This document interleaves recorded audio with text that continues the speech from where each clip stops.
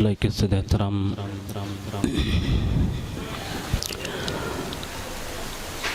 مختوم گرامی وقار نبی رہ حضور شفیق ملت حضور پیر طریقت رہبر شریعت مخزن روحانیت گل گلزار قادریت حضرت العلام حضرت علامہ و مولانا سید محمد ہاشمی میاں المعروف پیر باپو قادری رزاقی دامت برکاتہم القدسیہ و دیگر معزز باوقار سادات کرام علماء ذوی الاحترام گرامی قدر برادران اسلام، السلام علیکم ورحمۃ اللہ وبرکاتہ۔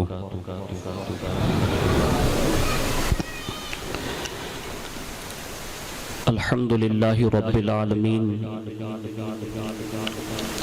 والعاقبۃ للمتقین والصلاة والسلام علی سید الانبیاء والمرسلین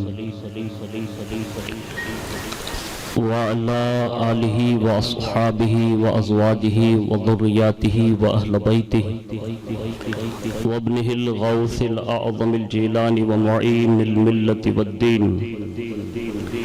وشیخ الاسلام والمسلمین اعلی الحضرت الامام احمد رضا وعلی عباد اللہ الصالحین اجمعین، اما بعد فاعوذ باللہ من الشیطان الرجیم، بسم اللہ الرحمن الرحیم۔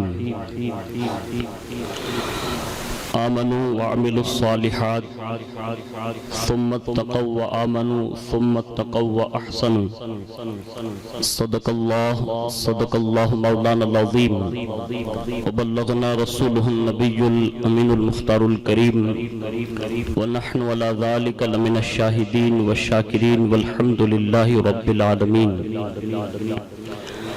آئیے سب سے پہلے مذہب اہل سنت والجماعت یعنی کہ مسلک اعلیٰ حضرت کے قدیم دستور کے مطابق ہم سب کے آقا و مولا حضور سراپا نور سیدنا محمد الرسول اللہ صلی اللہ تعالیٰ علیہ وآلہ وسلم کی بارگاہ پر نور میں جی لگا کر درود پاک کی نظریں پیش فرما لیں۔ اللہم صلی علی سیدنا مولانا محمد معدن الجود والکرم وعلی آلہ واصحابہ وبارک وسلم، صلاۃ والسلام علیک یا رسول اللہ صلی اللہ تعالی علیہ وآلہ وسلم۔ نبی اور آل نبی پر ایک بار اور محبت کے ساتھ جی لگا کر درود شریف پڑھ لیں۔ اللہم صلی علی سیدنا مولانا محمد معدن الجود والکرم وعلی آلہ واصحابہ وبارک وسلم، صلاۃ والسلام علیک یا رسول اللہ صلی اللہ تعالی علیہ وآلہ وسلم۔ حصول برکت کے لیے ایک بار اور والہانہ انداز میں درود شریف کی نظر پیش کریں۔ اللہم صلی علی سیدنا مولانا محمد معدن الجود والکرم وعلی آلہ واصحابہ وبارک وسلم، صلاۃ والسلام علیک یا رسول اللہ صلی اللہ تعالی علیہ وآلہ وسلم۔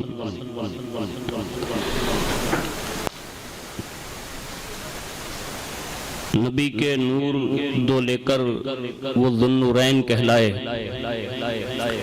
نبی کے نور دو لے کر وہ ذو النورین کہلائے، انہیں حاصل ہوئی یوں قربت محبوب ربانی، انہیں حاصل ہوئی یوں قربت محبوب ربانی، اور علو شان کیسے بیاں ہو عثماں پیارے کی، علو شان کیسے بیاں ہو عثماں پیارے کی، حیا کرتی ہے آپ سے رب کی مخلوق نورانی، حیا کرتی ہے آپ سے رب کی مخلوق نورانی، اور واہ کیا مقام ہے حضرت عثمان بن عفان تیرا، واہ کیا مقام ہے حضرت عثمان بن عفان تیرا، بیاں کرتا ہے شان و شوکت اور مرتبہ قرآن تیرا، بیاں کرتا ہے شان و شوکت اور مرتبہ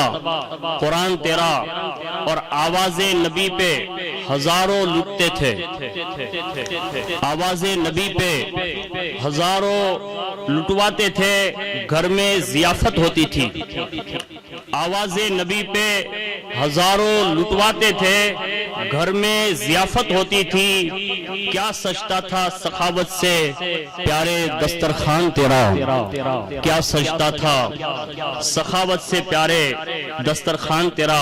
ایک مرتبہ اور محبت کے ساتھ درود شریف پڑھ لیں۔ اللہم صلی علی سیدنا مولانا محمد معدن الجود والکرم وعلی آلہ واصحابہ وبارک وسلم۔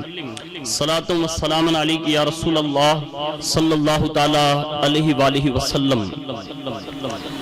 قرآن عظیم میں مختلف مقامات پر اللہ رب العزت نے حضرت سیدنا عثمان غنی رضی اللہ تبارک و تعالی عنہ کا تذکرہ فرمایا، جس میں سے قرآن عظیم میں پارہ نمبر 7 سورہ مائدہ میں اللہ رب العزت کا ارشاد ہے، آمنوا وعملوا الصالحات ثم اتقوا وآمنوا ثم اتقوا واحسنوا، یعنی اور ان کی حرمت پر صدق دل سے ایمان لائے، پھر صاحب تقوی ہوئے، اور بالآخر صاحب احسان یعنی اللہ کے خاص محبوب اور مقرب اور نیکوکار بندے بن گئے، اور اللہ احسان والوں سے محبت فرماتا ہے۔ یہ آیت کریمہ کے ضمن میں حضرت عبداللہ ابن عمر رضی اللہ تعالی عنہ فرماتے ہیں کہ اللہ رب العزت کا یہ فرمان حضرت سیدنا عثمان غنی رضی اللہ تعالی عنہ کے بارے میں نازل ہوا۔ دوسری آیت پارہ نمبر 23 میں اللہ رب العزت ارشاد فرماتا ہے، امن ہوا قانت آناء اللیل ساجدا وقائما یحذر الآخرہ ویرجو رحمت ربہ، بھلا وہ شخص جو عبادت بسر کرتا ہے، عبادت میں بسر کرتا ہے، رات کی گھڑیاں کبھی سجدہ کرتے ہوئے کبھی کھڑے ہوئے، بئی ہما ڈرتا ہے آخرت سے اور امید رکھتا ہے اپنے رب کی رحمت کی۔ اسی طرح ایک جگہ پر اللہ رب العزت نے مجموعی طور پر بشمول حضرت عثمان غنی یوں ارشاد فرمایا، والذین یبیتون لربہم سجدا وقیاما، اور جو رات بسر کرتے ہیں اپنے رب کے حضور سجدہ کرتے ہوئے اور کھڑے ہوئے۔ ایک اور جگہ پر اللہ رب العزت نے ان کی خوف اور خشیت کو بیان کرتے ہوئے بشمول تمام صحابہ کے بیان فرمایا، وَلِمَنْ خَافَ مَقَامَ رَبِّهِ جَنَّتَانِ، اور ایک جگہ پر اللہ رب العزت نے ارشاد فرمایا، وَرَحْمَتِي وَسِعَتْ كُلَّ شَيْءٍ فَسَأَكْتُبُوهَا لِلَّذِينَ يَتَّقُونَ، اور میری رحمت ہر چیز پر وسعت رکھتی ہے، سو میں عنقریب اس رحمت کو ان لوگوں کے لیے لکھ دوں گا جو پرہیزگاری اختیار کرنے والے ہیں۔ ان تمام آیتوں میں جہاں دیگر صحابہ بھی مراد ہیں، وہاں ساتھ ساتھ میں حضرت سیدنا عثمان غنی رضی اللہ تعالی عنہ بھی جو ہے شامل ہیں۔ آپ کے اسلام لانے کے تعلق سے آپ رضی اللہ تعالی عنہ کا خود کا ایک واضح بیان موجود ہے۔ سب سے پہلے میں حضرت سیدنا عثمان غنی رضی اللہ تعالی عنہ کا تعارف کرا دوں تاکہ ہمیں اور آپ کو دل میں اور زیادہ سکون اور اطمینان نصیب ہو جائیں کہ محفل ذکر امام عالی مقام رضی اللہ تعالی عنہ میں حضرت عثمان غنی رضی اللہ تعالی عنہ کا ذکر خاص کیوں ہوتا ہے۔ آپ کا نام عثمان ہے، کنیت ابو عبداللہ ہے اور ابو عمر بھی، اور ذوالنورین یہ آپ کا لقب ہے۔ والد کا نام عفان بن ابی العاص، والدہ کا نام عروہ بنت قریش تھا۔ حضرت سیدنا عثمان غنی رضی اللہ تعالیٰ عنہ کا سلسلہ نسب 5ویں پشت پر جا کر عبد مناف پر حضور صلی اللہ علیہ وسلم کے نسب سلسلہ سے مل جاتا ہے، اور حضرت عثمان غنی رضی اللہ تعالیٰ عنہ کی نانی ماں حضور صلی اللہ علیہ وسلم کی سگی پھوپھی تھی۔ اس اعتبار سے حضور صلی اللہ علیہ وسلم کے قریبی رشتہ داروں میں حضرت عثمان غنی رضی اللہ تعالیٰ عنہ کا شمار ہوتا تھا، اور حضرت عثمان غنی رضی اللہ تعالیٰ عنہ نبی یہ ولادت نبی کے 6 سال بعد پیدا ہوئے۔ اہل عرب کے عام معمول کے برعکس آپ کو اللہ رب العزت نے بچپن سے یہ شعور عطا فرمایا تھا کہ آپ نے بچپن سے ہی پڑھنا، لکھنا، بولنا، یہ ساری چیزیں اللہ نے آپ کو بچپن میں ہی خوبیوں سے مالا مال فرما دیا۔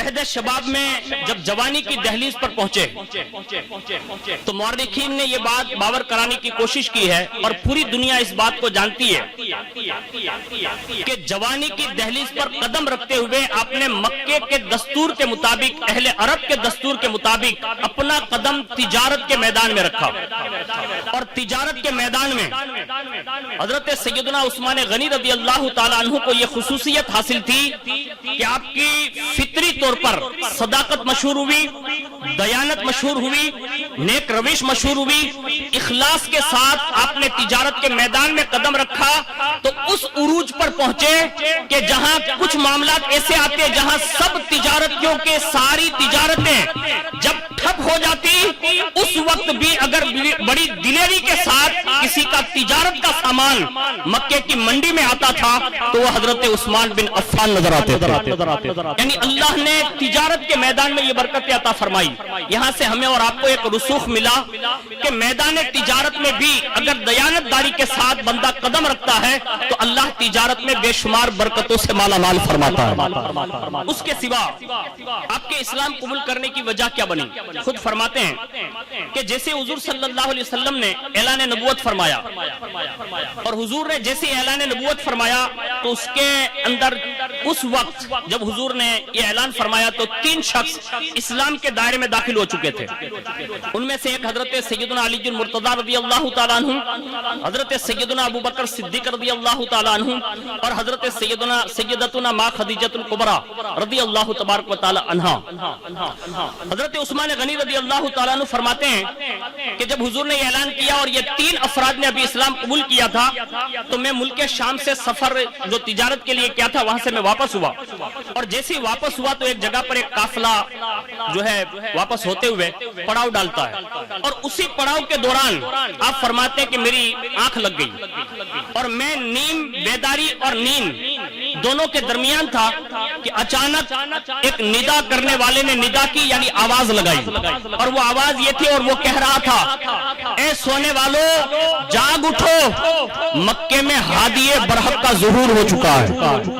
یعنی اللہ رب العزت جب کسی کو اسلام کے دامن سے وابستہ کرنا چاہتا ہے تو آج بھی سینکڑوں واقعات ہم اور آپ نیوز، اخبار اور یوٹیوب پر دیکھتے آ رہے ہیں کہ جہاں پابندی کے ساتھ اسلام پر سختی سے پابندیاں لگائی جا رہی ہے اور ان کو روک تھام کی کوشش کی جا رہی ہے، لیکن جہاں اسلام کا کوئی داعی نہیں پہنچتا، رات کے اندر خوابوں میں آ کر مدینے کے تاجدار کا کہیں دیدار ہوتا ہے اور وہ بندہ صبح اٹھتے ہی کلمہ پڑھ کے مسلمان ہوتا ہوا نظر آتا ہے، اور یہ اسلام کی حقانیت ہے۔ اسی طرح حضرت عثمان غنی باشعور آدمی تھے، سمجھدار آدمی تھے، بڑے تاجر تھے، تو اللہ نے ان کی نگہبانی یوں فرمائی کہ ندا کرنے والے نے یہ ندا کی کہ سونے والے جاگ اٹھو، مکے میں ایک ہادی برحق کا ظہور ہو چکا ہے، اور پھر فرمایا وہ ندا یہ تھی کہ اس ہادی برحق کا نام احمد ہے۔ بس یہ آواز ابھی بند ہوئی، آپ فرماتے اسی وقت میں بیدار ہو گیا اور میرے دماغ پر اس آواز کے اثرات اتنے پڑ گئے کہ میں نے پھر رکنا مناسب نہ سمجھا، قافلے کو الوداع کہا اور میں نے اسی وقت مکے کا سفر کرنا شروع کر دیا۔ آپ فرماتے میں مکہ پہنچا، اور جیسی مکہ پہنچانا تو آپ فرماتے ہیں کہ میری ایک خالہ تھی جس کا نام حضرت سعدہ، فرماتے ہیں کہ جیسے میں ان کی بارگاہ میں حاضر ہوا، ان کی ملاقات کی، اور میری خالہ اس زمانے کے اعتبار سے بڑی پارسا نیکوکار تھی اور خاندان میں بھی مشہور تھا کہ یہ بڑی نیکوکار ہیں۔ میں ان کے پاس حاضر ہوا اور جیسے میں ان سے ابھی بات کرتا، اس سے پہلے انہوں نے رسول اللہ کے اعلان نبوت کا تذکرہ کرنا شروع کیا، یعنی حضور صلی اللہ علیہ وسلم کے حوالے سے وہ گفتگو کرنے لگی، اور ان کی خالہ نے یہ جملے کہا کہ محمد بن عبداللہ اللہ کے رسول ہیں، ان کے پاس حضرت جبریل علیہ السلام آتے ہیں، ان کا پیغام ایسے ہی ہے جیسے صبح کی سفیدی ہے، ان کے دین میں خیر ہے، ان کا حکم ماننے میں کامیابی ہے، اور جو ان کے خلاف محاذ آرائی کرے گا، یعنی ان کے خلاف کوئی آواز اٹھائے گا تو وہ یہاں بھی خسارے میں ہے اور آخرت میں بھی خسارے میں ہے۔ جب آپ کی خالہ نے حضور کے حوالے سے یہ الفاظ کہے، حضرت عثمان غنی رضی اللہ تعالیٰ عنہ کہتے ہیں کہ میری خالہ کی یہ باتیں سن کر میرے دل میں اور زیادہ حیرت ناک ایک طوفان بپا ہوا، اور اس کے بعد فرماتے ہیں کہ اللہ نے یہ کرم فرمایا کہ میری خالہ کی باتیں سن کر جو حضور کے تعلق سے کہی تو میرے دل میں اللہ نے اسلام کی محبت پیدا فرما دی، اور اسی محبت کو لے کر میں متفکر ہو کر جا ہی رہا تھا کہ حضرت سیدنا صدیق اکبر رضی اللہ تعالیٰ عنہ سے میری ملاقات ہو گئی، اور آپ دونوں تجارت کے میدان کے حوالے سے بڑے گہرے دوست تھے۔ جیسے حضرت سیدنا صدیق اکبر نے آپ کو دیکھا تو تھوڑا متفکر پایا، یعنی فکروں میں، غور و فکر میں۔ آپ نے فرمایا عثمان میں دیکھ رہا ہوں کہ تمہارے چہرے پر کچھ فکر نظر آ رہی ہے، کیا کسی معاملے میں غور و فکر کر رہے ہو؟ حضرت عثمان غنی رضی اللہ تعالیٰ عنہ فرماتے ہیں ہاں۔ میں نے پھر اپنی وہ ندا والی بات سنائی، اپنی خالہ کی بات سنائی۔ صدیق اکبر رضی اللہ تعالیٰ عنہ نے فرمایا اے عثمان، تم تو صاحب فراست ہو، تم پر جو ہے حق اور باطل میں فرق کرنا یہ آسان ہے، اب تم پر کوئی چیز جو ہے شک و شبہ والی نہ رہی گئی۔ اب میں یہ کہتا ہوں کہ تم ایک کام کرو، میرے ساتھ چلو اور حضور کی بارگاہ میں جا کر اپنا ہاتھ رسول اللہ کے ہاتھ میں دے دو۔ جب صدیق اکبر نے یہ ترغیب دلایا، آپ فرماتے اسی وقت میں نے حضرت ابوبکر صدیق رضی اللہ تعالی عنہ کی بات پر لبیک کہا، اور میں ڈائریکٹ رسول اللہ صلی اللہ علیہ وسلم کی بارگاہ میں حاضر ہوا، اور ساتھ میں حضرت سیدنا ابوبکر صدیق بھی ہیں۔ آپ فرماتے ہیں جیسے ہم دونوں پہنچے نا تو حضور کی بارگاہ میں اس وقت کوئی موجود نہ تھا، صرف حضرت علی المرتضی موجود تھے۔ آپ فرماتے ہیں میں جا کر وہاں جیسے بیٹھا، اور میرا ابھی بیٹھنا ہی تھا، اور اپنے یار حضرت ابوبکر صدیق رضی اللہ تعالیٰ عنہ سے ابھی میں کچھ کہتا نا، اتنے میں اللہ کے پیارے رسول صلی اللہ علیہ وسلم نے بلا توقف کے، بلا تاخیر کے ارشاد فرمایا عثمان اللہ کی جنت قبول فرما لے۔ یعنی آتے ہی حضور نے پہلا یہ جملہ کہا عثمان اللہ کی جنت قبول کر لے، اس لیے کہ اللہ نے مجھے بھیجا ہی اسی لیے ہے تاکہ میں تمہیں اور ساری مخلوق کو راہ راست پر لگا کر جنت کا حقدار بنا دوں۔ حضور کے یہ جملے جیسے ارشاد ہوئے اور یہ الفاظ ابھی پورے ہوئے، آپ فرماتے اسی وقت یہ جملے ایک بجلی بن کر میرے دل پر جو ہے اثر کارک ہوئے، اور اسی وقت میری کیفیت بدلنے لگی، اور اس کے بعد میں نے چند قدم آگے بڑھائے، اور آگے بڑھا کر میں نے اپنا ہاتھ جو ہے حضور کی بارگاہ میں عرض کیا یا رسول اللہ جب جنت ہی دے رہے ہیں تو عثمان کا ہاتھ بھی اپنے ہاتھوں میں لے لیجئے۔ اللہ کے پیارے محبوب صلی اللہ علیہ وسلم نے حضرت عثمان غنی رضی اللہ تعالی عنہ کو کلمہ پڑھایا، اور کلمہ پڑھا کر اسلام کے دائرے میں داخل فرما لیا۔ یہ حضرت عثمان غنی رضی اللہ تعالی عنہ کے اسلام قبول کرنے کی ایک جھلک تھی جو میں نے آپ کے سامنے پیش کر دی۔ اس کے سوا حضرت عثمان غنی رضی اللہ تعالی عنہ کو کئی خصائص، کئی القابات اور کئی اوصاف و کمالات سے اللہ نے نوازا۔ ان میں سے سب سے زیادہ جو مورخین نے جس وصف کو بیان کیا ہے وہ آپ کے لقب کو بیان کیا۔ وہ لقب یہ ہے کہ حضرت عثمان غنی رضی اللہ تعالیٰ عنہ کا لقب ذو النورین ہے، اور آپ رضی اللہ تعالیٰ عنہ کے نکاح میں رسول اللہ صلی اللہ علیہ وسلم کی دو صاحبزادیاں یکے بعد دیگرے آپ کے نکاح میں آئی، اس لیے آپ کو ذو النورین کہا جاتا ہے۔ اور یہ صرف اہل عقیدت کی بات نہیں ہے، ہمارے یہاں ابھی ایک فتنہ بہت تیزی کے ساتھ پروان چڑھ رہا ہے۔ آپ کی توجہ دلانے کے لیے صرف اس کی وضاحت کر دوں تاکہ آپ کو اور ہمیں اور آپ کو سب کو اندازہ ہو کہ معاذ اللہ رب العالمین کچھ کم نصیبوں نے یہ افواہ پھیلانا شروع کی کہ رسول اللہ کی صرف ایک ہی صاحبزادی ہے، یعنی حضرت سیدہ طیبہ ماں خاتون جنت رضی اللہ تعالیٰ عنہ۔ حالانکہ آپ کسی بھی مورخین کے کسی بھی باب کو اٹھا کر دیکھیں جہاں رسول اللہ کی اولادوں کو بیان کیا ہے، ہر مورخ نے رسول اللہ کی 4 صاحبزادیاں بیان کی ہیں۔ کتنی بیان کی ہیں؟ 4 صاحبزادیاں بیان کی ہیں، اور ان میں سے 2 وہ مقدس صاحبزادیاں اگر یکے بعد دیگرے کسی کے نکاح میں آئی ہیں تو وہ خوش نصیب داماد مصطفیٰ حضرت عثمان ذو النورین رضی اللہ تعالیٰ عنہ۔ اور اس کو اگر ہم اور آپ اگر بیان کرتے ہیں تو کبھی کبھی لوگ جذبات بھی سمجھ لیتے ہیں، کچھ عقیدتیں بھی سمجھی جاتی ہے، حقیقت سے اس کا کوئی مطلب کانٹیکٹ نہیں ہو پاتا۔ میں حقیقت کے ایک باب میں سے ان کا قول پیش کر دے رہا ہوں جو ساری امت کے لیے ایک بہترین مثال اور ثبوت اور امر مسلم کا مطلب قاعدہ رکھتا ہے۔ خود حضرت علی المرتضی رضی اللہ تعالیٰ عنہ سے پوچھا گیا کہ آپ بیان کر سکتے ہیں کہ عثمان غنی کو ذو النورین کیوں کہتے ہیں؟ یعنی یہ سوال ان سے ہوا جو باب مدینۃ العلم ہیں، اور یہ وہ واحد مولا کائنات ہیں جن کے علم کی شان بیان کرتے ہوئے صحابہ یہ کہتے ہیں کہ تمام صحابہ میں اگر منبر پر بیٹھ کر سب سے مخاطب ہو کر اگر کوئی یہ کہہ سکتے تھے تو وہ صرف مولا کائنات تھے۔ جب بھی منبر پر آتے تو فرماتے اے لوگوں، علی سے زمین کے تعلق سے زیادہ آسمان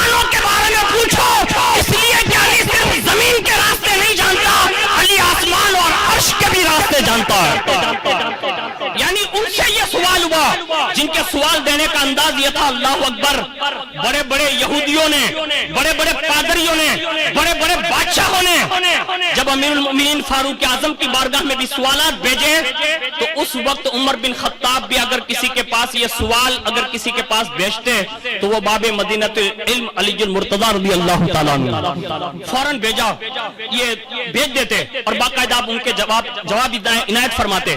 اور جب یہ خطوط بادشاہوں کے پاس پہنچتے تو بادشاہ برجستہ قاصد کو واپس کرتے اور اس خط میں یہ تعجب بڑا جملہ لکھا ہوتا، عمر یہ جواب اتنی صراحت اور وضاحت کے ساتھ کس نے دیے؟ اور پھر فاروق اعظم کا جواب جاتا کہ یہ جواب دینے والے کوئی اور نہیں داماد مصطفیٰ علی المرتضی ہے.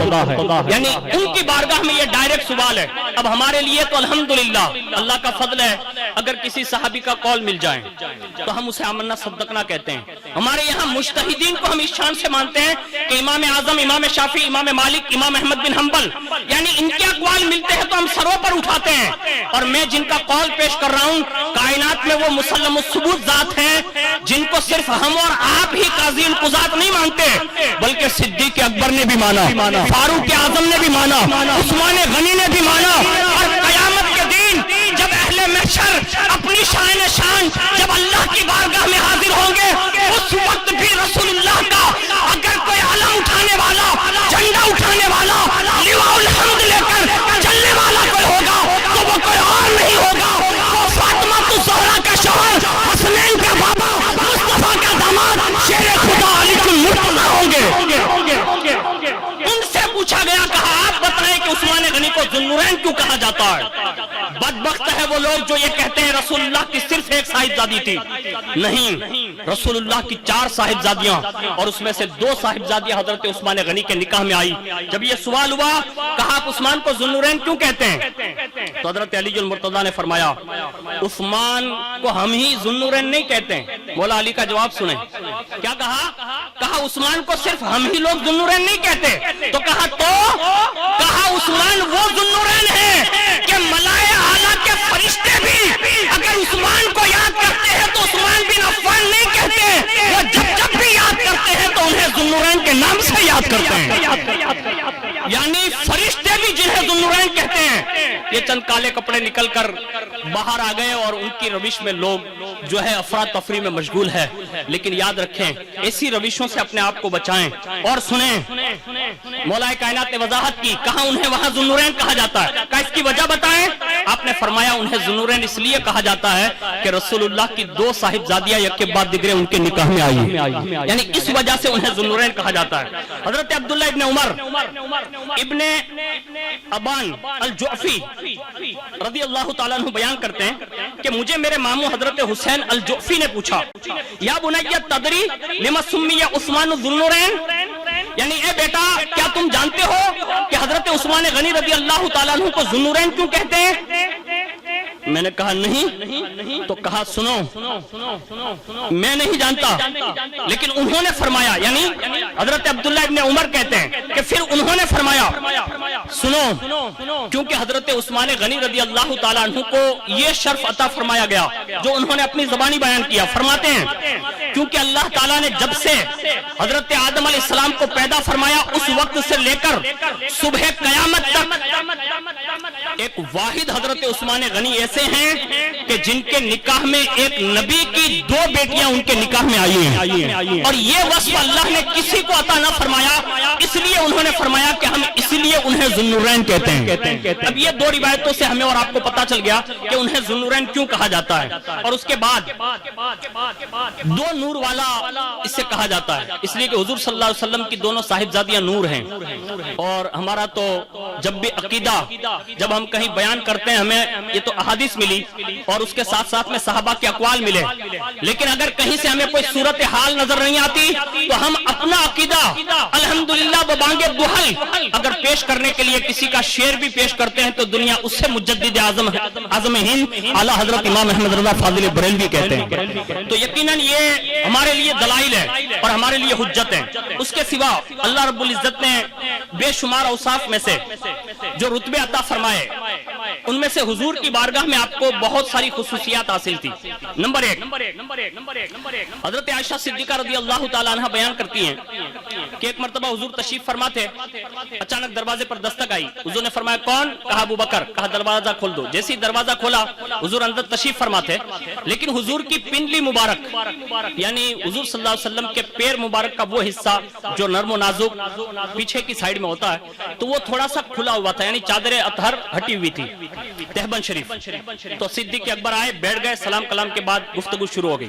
تھوڑی دیر ہوئے نا تو حضرت عمر بن خطاب آئے۔ حضرت عمر بن خطاب کے آنے کے بعد بھی حضور ویسے ہی لیٹے رہے، اس کے بعد کلام ہوتا رہا، گفتگو ہوتی رہی، لیکن فرماتے ہیں کہ جیسی تیسری بار آواز آئی نا تو تیسری بار آواز پر فرمایا کون؟ کہا عثمان بن عفان۔ حضور نے فرمایا ٹھہرو۔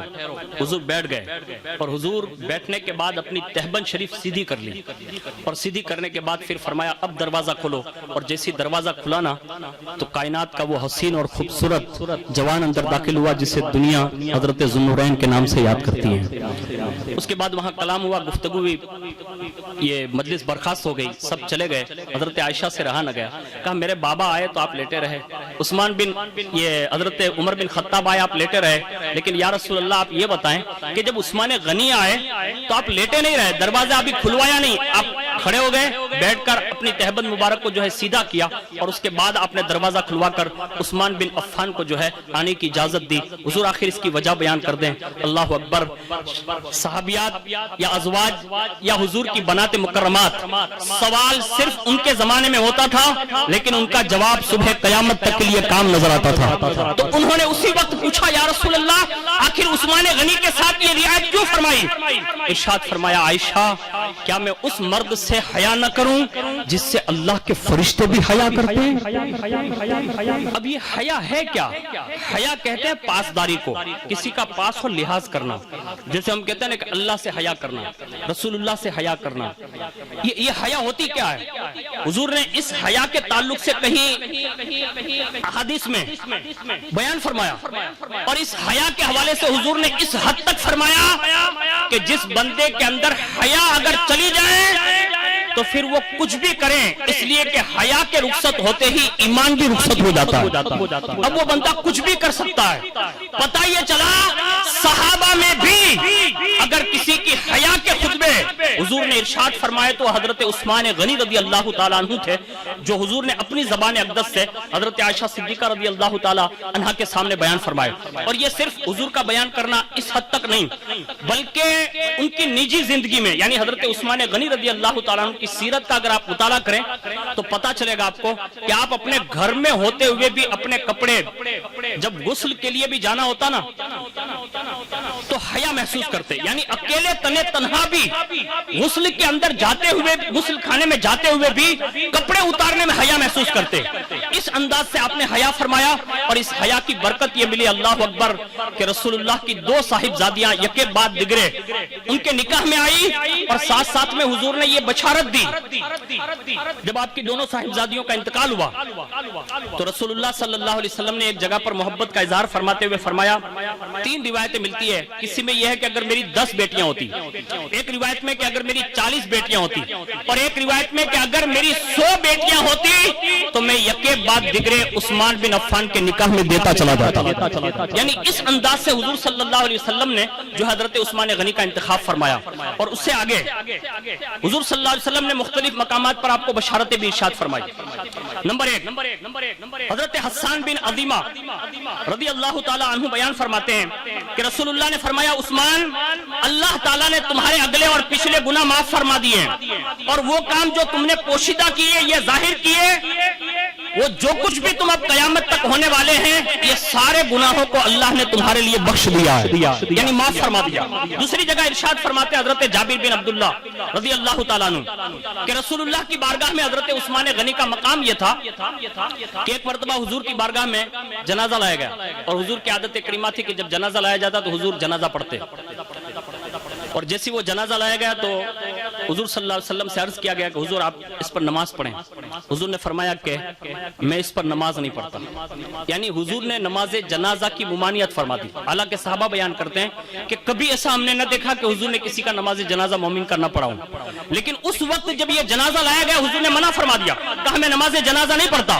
کسی نے عرض کیا یا رسول اللہ ہم نے اپنی زندگی میں کبھی آپ کو کسی کا جنازہ چھوڑتے نہیں دیکھا, آج یہ پہلا موقع ایسا ہے کہ آپ نماز جنازہ چھوڑنے کے لیے منع کر رہے ہیں, آپ نہیں پڑھ رہے ہیں.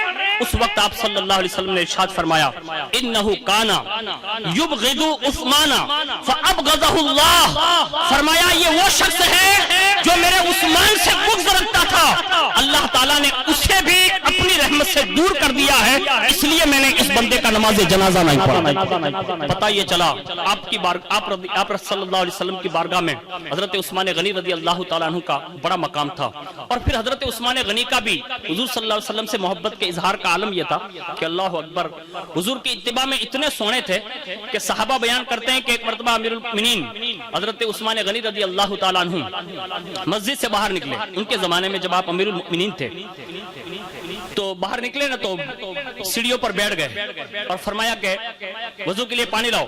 جیسے وضو کے لیے پانی لایا گیا آپ نے وہیں وضو فرمایا. اس کے بعد فرمایا گوشت کا بھنا ہوا ٹکڑا لے آؤ. گوشت کا بھنا ہوا ٹکڑا لایا گیا اور جیسے وہاں بیٹھے آپ نے وہیں تناول فرمایا. اس کے بعد مسکرائے. صحابہ کو حیرت ہوئی, ابھی تو نماز پڑھ کے باہر نکلے ہیں, با وضو ہیں, پھر بھی وضو کیا, گوشت کا ٹکڑا بھنا ہوا منگایا اور یہی بیٹھ کر کھایا اور مسکرائے بھی. جب سکوت طاری تھا نا تو پھر خود ہی فرمایا میرے یارو مجھ سے نہیں پوچھو گے کہ عثمان نے یہ کام کیوں کیا ہے. یعنی یہ برجستہ ان کا خود کا سوالیہ نشان ہوتا اور فرماتے کہا تم یہ نہیں پوچھو گے کہ میں نے یہ کیوں کیا ہے. سب نے پوچھا عثمان بن عفان آپ بتائیں امیر المؤمنین آپ نے ایسا کیوں کیا ہے. کہا میں نے اپنی زندگی میں ایسا ہی کرتے اپنے محبوب کو دیکھا ہے. یعنی یہ سنت نبی پر آپ کا عمل تھا. اس کے سوا محبت کا تقاضا کیا ہے؟ محبت کا تقاضا یہ کہ بندہ کبھی کبھی قربانیاں دیتا ہے, اور قربانیاں چاہے وہ جانی ہو, مالی ہو, اولادی ہو, جس انداز میں بھی. ہر صحابی نے اپنے اپنے انداز میں قربانیاں پیش کی, لیکن ان قربانیاں پیش کرنے والوں میں حضرت عثمان غنی رضی اللہ تعالیٰ عنہ کو جو غنی اور سخی کہا جاتا ہے مال کے مقابلے میں. حالانکہ صحابہ میں یہ مشہور ہے کہ صحابہ میں سب سے زیادہ مالدار حضرت عبد الرحمن بن عوف ہے. حضور نے خود حدیث پاک میں اس کی صراحت فرمائی کہ میرے صحابہ میں سب سے آخری جنتی عبد الرحمن بن عوف ہوگا. صحابہ نے عرض کیا یا رسول اللہ عبد الرحمن بن عوف آخر میں جنت کیوں جائیں گے؟ کہا یہ سب سے زیادہ بڑا مالدار ہے, اس لیے اس کے معاملات جو قیامت میں ہوں گے اس حوالے سے انہیں صحابہ کے آخر میں بھیجا جائے گا. یعنی مالداری کی صورت یہ نس ہے, صحابہ میں حدیث ہے. لیکن عثمان غنی رضی اللہ تعالیٰ عنہ بھی اس زمانے کے بڑے مالدار تھے. جب بھی حضور نے اشارہ کیا ہے اپنا سب کچھ حضور کے نام پر قربان کرنے کے لیے تیار ہو گئے. ان میں سے میں ایک مثال پیش کر رہا ہوں, اور ہمیں اور آپ کو بھی چاہیے. ابھی دیکھیں آپ, میں جو اپنی زبان سے بول رہا ہوں میں اپنی تو کوئی بات نہیں بولتا, یا تو حدیث پیش کر رہا ہوں یا صحابہ کے اقوال پیش کر رہا ہوں یا کوئی تاریخی واقعہ پیش کر رہا ہوں. جب بھی ہمیں اور آپ کو بھی دین کے نام پر بلایا جائے یا دین کے نام پر کوئی مالی قربانی مانگی جائے تو اب ہمارے یہاں یہ طبیعت اور مزاج بنا ہوا ہے کہ یہ اعلان کون کر رہا ہے, کس کے لیے اعلان کر رہا ہے. ہمارے اور آپ کے مزاج کو ہمیں تبدیل کرنا ہوگا. اب ہمیں اس وقت دو ذاتیں مد نظر رہنی چاہیے, ایک خدا کی ذات اور دوسری مصطفیٰ جان رحمت کی ذات.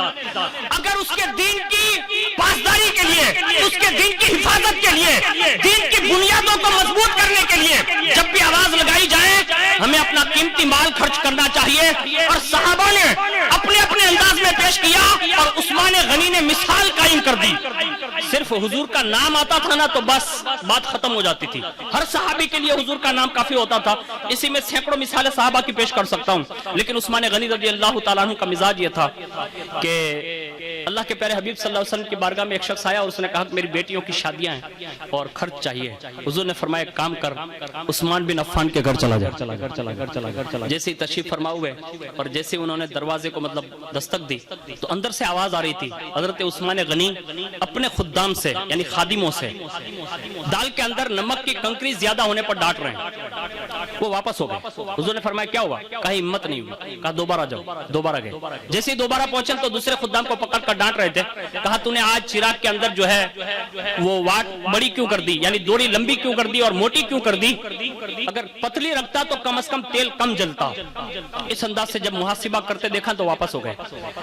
حضور نے فرمایا کیا ہوا؟ کہا حضور اب بھی ہمت نہیں ہوئی. کہا 6 بار آ جاؤ. اور جب تیسری بار گئے نا تو حضرت عثمان غنی نے اپنے نگاہ فراست سے یہ آہٹ محسوس کی. دروازہ کھلوایا, کہا کون ہے دیکھو تو صحیح. جیسے بندہ دکھا نا تو کہا کیسے آنا ہوا؟ اب وہ خود ہی دل میں سوچ رہا ہے. اندر بلایا, قریب بٹھایا اور پھر فرمایا بولو کیا کام ہے؟ اس بندے کو ابھی جسارت نہیں ہو رہی تھی کیونکہ وہ دال کی کنکری کے معاملات میں سن چکا تھا, وہ دیے کے موٹا پن کے بارے میں سن چکا تھا. جیسے یہ ابھی خیالات گزرے نا تو حضرت عثمان غنی فرماتے ہیں یہ سوچ رہے ہو کہ میں خادموں کو ڈانٹ رہا تھا کہ نمک کی کنکریاں کیوں زیادہ ڈال دی, فلاں چیز کیوں زیادہ کر دی. سنو, یہ مال میرا نہیں ہے, یہ مال مصطفیٰ جان رحمت کا ہے. میں تو صرف بطور خادم ہوں. یہ ساری چیزیں جو استعمال ہوتی ہیں وہ میرے لیے کبھی کبھی ہوتی ہے, تو میں اپنے معاملات میں یہ چاہتا ہوں کہ کم یوز کروں تاکہ رسول اللہ کے امتیوں کو کام آ جائے. اللہ اکبر. اور اس کے بعد فرمایا تمہیں کس نے بھیجا؟ عرض کیا رسول اللہ نے. بس اتنا سننا تھا. حضرت عثمان غنی اپنے مسلک سے اٹھ گئے اور سراپا حضور کا نام سن کر ادب کے ساتھ فرمایا اب سنائے تو صحیح کہ میرے محبوب نے کیا حکم فرمایا. اب یہ رسول اللہ سے محبت کی دلیل ہے. ہماری اور آپ کی طرح وہ لوگ نہیں تھے, انہیں تو صرف حضور کا نام کافی ہوتا تھا. میں نے ایک مدینہ شریف کے شیخ سے, اللہ اکبر, جب وہ کھمبات شریف تشریف لائے تو ان کی زبانی یہ سنا ہے کہ آج بھی الحمدللہ مدینۃ الرسول میں ایسے عشاق رہتے ہیں کہ جب بھی حضور کا نام لیا جاتا ہے نا تو ان کی آنکھوں سے آنسو نکل پڑتے ہیں. یعنی حضور کے نام کی اس قدر لوگ جو ہے باقاعدہ عزت کرتے ہیں. اب ان کے دلوں میں کتنی قدر ہوگی. آج ہمارے دلوں سے جو نکلتی جا رہی ہے اس کی وجہ یہ ہے کہ ہمارے اعمال میں کمی آ گئی. ہمارے ایمانی تقاضے جو چاہتے تھے نا اس میں کمی ہوئی, یہ محبت میں کمی ہوئی. آج بھی اگر کوئی بندہ چاہے کہ عشق رسول کی مستی بڑھ جائے, محبت رسول میں اضافہ ہو جائے, اس کے ایمان کو طاقت مل جائے, صحابہ اسلاف اور اہل بیت کی تاریخ اٹھا کر پڑھیں اور ہمارے اسلاف سے لے کر آج تک جو محرم کے واقعات کربلا بیان ہوتے ہیں یہ رسم نہیں ہے, یہ حقیقت ہے. اور صرف اس لیے بیان کیے جاتے ہیں کیوں کہ جب بھی کربلا بیان ہوگا تب تک یزید جو ہے اپنی قبر میں یا سڑا ہوا جہاں بھی ہوگا اس کو آج بھی اذیت ملتی ہوگی کیونکہ قتل حسین اصل میں مرگ یزید ہے اور اسلام زندہ ہوتا ہے ہر کربلا کے بعد. اس لیے ہمیں اور آپ کو چاہیے کربلا کی حقیقت کو جانیں, اور یہ صحابہ نے اجاگر کیا. اور جو شجر حضور نے لگایا تھا صحابہ نے اس شان سے اسے ابھارنے کی کوشش کی. جیسے یہ سنانے کہ حضور نے فرمایا سیدنا حضرت عثمان غنی رضی اللہ تعالیٰ عنہ نے وہ چابیاں پیش کی اور فرمایا یہ چابیاں ہیں, سامنے صندوق پڑے ہوئے ہیں, آپ جتنا چاہیں اپنی حیثیت کے مطابق جو آپ کی ضرورت ہے آپ اٹھا کر لے جائیں. جیسے اس کے ہاتھ میں چابیاں آئی نا تو وہ لرزنے لگا. کہا گھبرا نہیں, یہ عثمان کا خزانہ نہیں ہے, یہ مصطفیٰ جان رحمت کا خزانہ ہے. میں صرف ان کا خادم بن کر آیا ہوں اور ان کی خدمت کر رہا ہوں, تجھے جتنا دل میں آئے لے جا. اللہ اکبر. یہ انہوں نے پیش کیا. اس انداز میں آپ نے زندگی گزاری.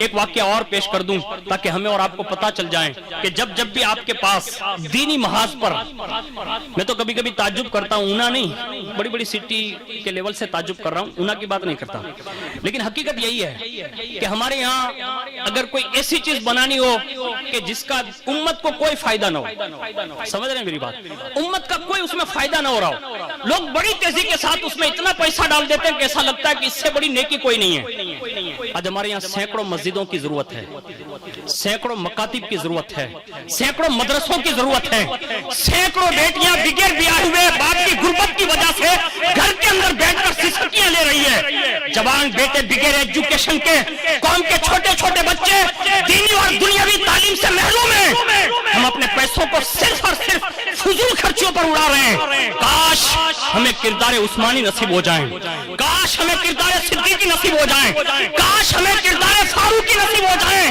اور حضور محسن ملت کے اس مشن پر اگر ہم نے لبیک کہہ کر اگر ان کے طرز عمل پر پیسہ لگانے کی کوشش کی تو آنے والا وقت وہ دیکھے گا کہ اونا کی ہر گلی میں انشاءاللہ العزیز اسلام کا بہترین سے بہترین ایک مدرسہ بھی نظر آئے گا اور مرکز بھی نظر آئے گا, اور جہاں ضرورت پڑے گی وہاں بہترین انشاءاللہ مسجدیں میں نظر آئے گی، لیکن ایسی سوچ کہاں سے لائیں؟ آج تو لوگوں کی سوچیں اتنی گندی ہو چکی ہیں کہ اگر کوئی کہہ بھی دینا تو کہتے ہیں کہ اس کو پیسہ دے دیا لگتا ہے۔ ارے سب کام پیسے سے نہیں ہوتا یار، تھوڑا درد تو محسوس کر کہ امت کہاں جا رہی ہے۔ آج سینکڑوں بچے ایسے ہیں جن کو فرائض نہیں معلوم، غسل نہیں معلوم، وضو نہیں معلوم، نماز نہیں معلوم، قرآن کی تلاوت نہیں معلوم۔ حد تو یہ ہے کہ وہ مسلمان ہے اور اگر یہودی پوچھ لے کہ بتا اسلام کی سچویشن کیا ہونی چاہیے، اسے نہیں معلوم۔ آج ہماری قوم ایسے ہی بلک رہی ہے۔ اللہ کے لیے کوشش کرنا۔ دوسرا واقعہ پیش کر رہا ہوں، کائنات میں یہ وہ واقعہ ہے جس کو ہم اور آپ اگر تصور کر لینا تو ہر بندہ یہ چاہے گا کہ کاش مجھے بھی کسی مسجد کے اندر چندہ دینا نصیب ہو جائے، کاش مجھے کسی مدرسے میں چندہ دینا نصیب ہو جائے۔ آپ یہ نہ سمجھے کہ میں اپنے مدرسے کے چندے کے اعلان کے لیے حاضر ہوا ہوں، صرف یہ بتا رہا ہوں کہ آپ کا مال جو ہے وہ صرف آپ کا نہیں ہے، اللہ نے اس میں کہیں حصے مقرر کیے ہیں جس سے ہم اور آپ بے خبر ہیں۔ سنو، حضرت فاروق اعظم کا دور تھا، قحط پڑا اور قحط ایسا پڑا کہ مم کے فاقے ہو گئے، یعنی فاقے پر فاقے لوگ گزارنے لگے۔ سیدنا فاروق اعظم رضی اللہ تعالی عنہ کو پتہ چلا اور لوگوں نے بتایا کہ حضور لوگوں کے اندر قحط سالی کی وجہ سے کھانے کے مسائل کھڑے ہو گئے، لوگوں کے پاس اناج نہیں ہے۔ اسی وقت فاروق اعظم رضی اللہ تعالی عنہ نے ارشاد فرمایا، کہا بڑا وقت آ گیا ہے، یقیناً امیر المؤمنین ہونے کے ناطے آپ نے ایک اعلان فرمایا تاکہ دوسرے لوگوں کو بھی یہ تسلی ہو جائیں۔ سنیں فاروق اعظم کا اعلان سنیں اور اس کے بعد آنے والا حضرت عثمان غنی کا واقعہ سنیں۔ فاروق اعظم نے اعلان یہ کیا جب قحط ہوا، کہا جب تک قحط سالی رہے گی، یعنی یہ درد سب سہ رہے ہیں، جب تک یہ درد باقی رہے گا تب تک کوئی بھی آدمی، یہاں تک کہ عام آدمی، جب تک کہ گھی اور روٹی کے ساتھ کھانا نہیں کھائے گا اس وقت آپ فرماتے ہیں کہ میں بھی گندم کی روٹی اور گھی نہ کھاؤں گا۔ یعنی خود پر یہ اعلان کیا، پہلے کہا میں اپنے اوپر یہ چیز جو ہے بند کر رہا ہوں، اور اس کے بعد فرمایا، کہا گلی میں اعلان کر دو کہ ان قریب سارے کے سارے لوگوں کے لیے بیت المال کے اندر مال منگایا جائے گا، گندم منگائے جائیں گے، باقاعدہ گندم کی روٹی اور گھی کے ساتھ سب کے گھر گھر تک پہنچایا جائے گا۔ جب یہ اعلان مشہور ہوا اور اسی وقت جو ہے تھوڑی دیر ہو گئی، یعنی تجارت کے لیے جن کو بھیجا تھا وہ جب واپس ہوئے نا تو تھوڑی دیر ہوئی، اور اسی دیر میں جو بیت المال میں مال آ رہا تھا نا اس میں دیر ہوئی نا، تو لوگوں نے حضرت امیر المؤمنین سے کہا کہ اب کیا کریں گے؟ کہا گھبرانا نہیں، بیت المال کے مال آنے میں اگر کمی ہو سکتی ہے یعنی لوگوں کے آنے کا انتظار کریں، لیکن جب قدرت کی مدد آئے گی نا تو پھر کوئی دیر نہیں ہوگی۔ اللہ کیسے مدد کرتا ہے؟ سنو، ابھی بیت المال کا مال آیا نہیں تھا، یعنی جو حقیقی معنوں میں مسلمان کو بانٹنے کا اعلان ہوا تھا، ابھی اعلان ہوا، انتظار ہو رہا تھا، اتنے میں منڈی میں کیا دیکھا کہ حضرت عثمان غنی کے کئی سو اونٹ گندموں سے بھری ہوئی تھیلیوں کے ساتھ باقاعدہ وہ بازار میں آنے لگے، اور جیسی بازار میں آئے نا تو کسی نے امیر المؤمنین کو اطلاع دی، کہا مبارک ہو، کہا کیا؟ کہا بیت المال میں سے کے لیے مال تو نہیں آیا ہے لیکن ایک بات ہے، عثمان غنی کا مال آ گیا۔ کہا اچھا؟ کہا ہاں۔ ایک قاصد کو بھیجا، کہا عثمان بن عفان سے کہو کہ یہ قحط سالی کا دور ہے، مسلمان بھوکے اور پیاسے تڑپ رہے ہیں، ایک کام کرو نا عثمان۔ کہا کیا؟ کہا کہ ان سے کہو کہ کم از کم چوتھائی نفع لے کر، یعنی ربو، چوتھائی نفع لے کر وہ سارے گندم مجھے بیت المال میں بیچ دیں تاکہ میں امت تک یہ سارا گندم پہنچا سکوں۔ جیسے قاصد گیا نا تو کہا کہ حضرت امیر المؤمنین کا حکم ہے آپ یہ اونٹ جتنے بھی آئے ہیں نا مال کے ساتھ، کہا ہاں، کہا یہ مال چوتھائی نفع حاصل کر کے آپ بیچ دیں۔ حضرت عثمان غنی فرماتے ہیں، کہا امیر المؤمنین سے جا کر کہنا آپ آدھے کی بات کر رہے ہیں، میں یہ چوتھائی کی بات کر رہے ہیں، میں آدھا نفع لے کر بھی نہیں بیچوں گا، یعنی یہ کہا۔ جب دوسری مرتبہ قاصد پہنچا، کہا ایک کام کیجئے، چوتھائی نہیں تو آدھا لے لیجئے، تو فرمایا آدھا بھی نہیں، تو کہا اب یہ گندم بکیں گے تو اس کے ہاتھ بکیں گے جو 10 گنا نفع دے گا، 10 گنا نفع دے گا۔ اب جب یہ سنا نا تو فاروق اعظم کے پاس وہ بندہ حاضر ہوا اور کہا حضرت عثمان غنی تو یوں کہتے ہیں کہ 10 گنا جو نفع دے گا نا اس کو یہ گندم بیچیں گے۔ اب جلال ہے، فاروق اعظم ہے، اسی وقت کھڑے ہو گئے اور کہا کہ یہ عثمان کو ہو کیا گیا ہے؟ یعنی عثمان یہ باتیں کرتا ہے کہ ربو میں نہیں دوں گا، نصف میں نہیں دوں گا، ثلث میں نہیں دوں گا، بلکہ 10 گنا نفع لے گا، اور اس قحط سالی میں 10 گنا اس سے کون خریدے گا؟ اور یہ وہی عثمان ہے جس نے مدینے میں پہنچ کر رسول اللہ کے لیے سب سے پہلے امت کے لیے کنواں وقف کیا تھا، یہ وہی عثمان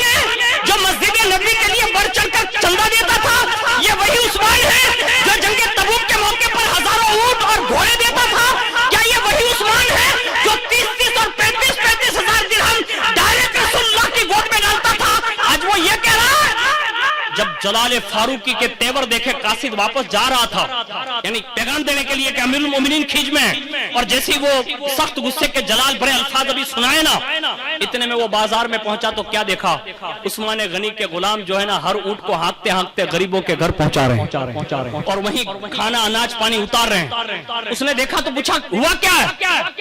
خادم نے کہا عثمان غنی نے خرید و فروخت کر لی ہے، یعنی یہ بیع طے ہو چکی ہے، سودا ہو گیا ہے اور 10 گنا نہیں اس سے زیادہ نفع ملا۔ کہا بات کیا ہے؟ کہا عثمان غنی نے یہ سارے اونٹ پر لدا ہوا سامان حضور کی امت کے لیے وقف کر دیا ہے اور آج رات ہونے سے پہلے مدینہ کے ہر گھر میں انشاءاللہ گندم بھی ہوگا اور بہترین قسم کا گھی بھی موجود ہوگا۔ اور جب سب میں یہ تقسیم ہونے لگا نا، وہ قاصد دوڑا اور دوڑ کر کہا وہاں تو عثمان غنی نے سب الٹا سیدھا کر لیا۔ کہا کیا مطلب؟ کہا ہم جو خریدی کی بات کر رہے تھے اس سے پہلے عثمان غنی نے سب کے لیے وقف کر دیا۔ کہا مسئلہ سمجھ میں نہیں آتا۔ کہا امیر المومنین ایک کام کرے نا، آپ خود چلیں۔ اب ظاہر سی بات ہے جب کوئی خدمت کرتا ہے نا تو اس کے دل میں جگہ ہو جاتی ہے۔ امیر المومنین خود اٹھے، فاروق اعظم گئے اور جا کر پوچھا، کہا عثمان مجھے سمجھ میں نہیں آتا، پہلے میں نے ربع میں مانگا، نصف میں مانگا، تم نے تو 10 گنا نفع کی بات کی تھی، یہ کون سے ایسے دلیر نے خرید لیا ہے جس کو تم یہ تقسیم کر رہے ہو؟ کہا میں نے اس رب سے تجارت کر لی ہے جو کبھی دھوکہ نہیں دیتا، اور اس رب کا وعدہ ہے 1 دو گے تو 10 دوں گا، اخلاص ہے تو 700 گنا دوں گا، اور اگر اور زیادہ للہیت ہے تو وہ رب فرماتا ہے میں بے حساب دوں گا۔ امیر المومنین عثمان غنی نے جو ہے اللہ کے ساتھ یہ سودا طے کر لیا اور میں نے یہ سب تقسیم کر دیا۔ یہ ان کی شان تھی جو انہوں نے حقیقی معنوں میں یہ خدمت کی، اور باقاعدہ رسول اللہ صلی اللہ علیہ وسلم نے ان کی خدمتوں کو سراہا بھی اور سراہ کر انہیں محبتوں سے نوازا۔ آج ہماری اور آپ کی کمزوری ہے کہ ہم اور آپ اس درجے تک تو نہیں جا سکتے، لیکن کم از کم ان کے اس رستے پر چل کر تھوڑا بہت ہی صحیح اللہ اس کے رسول کے نام پر دے کر اگر ہم نے کوشش کی تو آنے والے وقت میں قیامت کے دن جب حضور کی بارگاہ میں سب سخیوں کی حاضری ہوگی نا، تو ہو سکتا ہے کہ ہمارا اور آپ کا نام بھی کہیں کونے میں آ جائے، کیونکہ حضور نے جب جنگ تبوک کے موقع پر سب کو بلایا نا تو سب اپنے اپنے انداز میں لائے، صدیق اکبر لائے، عثمان غنی لائے، فاروق اعظم لائے۔ ایک صحابی آئے جنہوں نے 2 سیر کم و بیش کھجورے لا کر پیش کی، کہا حضور دن بھر میں نے محنت کی ہے، یعنی یہودی کے یہاں میں نے کام کیا اور اتنی کھجورے دیے مجھے اس نے، آدھی میں نے گھر والوں کے لیے رکھی ہے، آدھی میں دین کے لیے لایا ہوں۔ حضور نے فرمایا ایک صحابی سے، کہا اس کو لو اور جو سارا مال پڑا ہوا ہے اس پہ انڈیل دو، اللہ اس کے کھجور کی برکت کی وجہ سے اللہ سب کے دینے کو قبول فرما لے گا۔ یعنی اس انداز میں حضور نے صحابہ کو پروان چڑھایا۔ لیکن سنیں حالات بدلے، حالات اس حد تک ابتر ہوئے کہ حضرت عثمان غنی رضی اللہ تعالیٰ عنہ کی شہادت کا سبب بنے۔ کم و بیش اپنے 12 سال، اس میں سے 6 سال جو آپ کے گزرے بڑے سہانے خلافت کے دن گزرے۔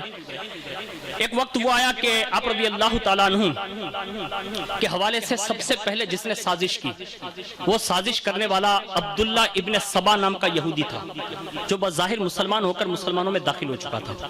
اس نے سب سے پہلے سازش کیا گڑی؟ غور سے سنیں، آج بھی ہر طرح سے مسلمانوں کے اندر افتراق ڈالنے کے لیے سینکڑوں لوگ باقاعدہ وہ خفیہ تدبیریں بنا کر اپنے انداز میں یہ افتراق ڈالنے کے مسائل کھڑے کر رہے ہیں۔ لیکن سنیں، یہودیت جو ہے نا وہ چوہے سے بھی زیادہ خطرناک ہے۔